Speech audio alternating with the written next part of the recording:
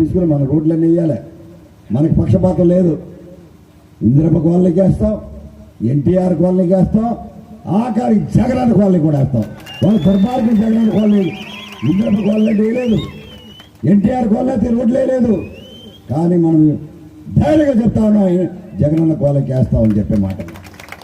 ఇది ఎవరి కాలనీ? జగన్ సొత్తా, జగన్ సొత్తా అని అడుగుతున్నా మీకు. మేము ఆ రోజు కాంగ్రెస్ ఇచ్చింది ఇందిరమ్మ గ్రామాలు పెట్టుకున్నారు. చంద్రబాబు నాయుడు గారు లేదా ఎన్టీఆర్ గారు లేదా ఎన్టీఆర్ గారు ఉండకపోతే ఎన్టీఆర్ కాలనీ పెట్టారు. ఏ ప్రభుత్వం వస్తే దానికి ఒక స్కీమ్స్ ఉంటాయి, అంతేగాని ఇది తెలుగుదేశం కాలనీ పేదోడు ఉండేవాడు మా పార్టీకి వేసాడా? అన్ని పార్టీలు ఉంటారు. ఎందుకు ఓడిపోయాం?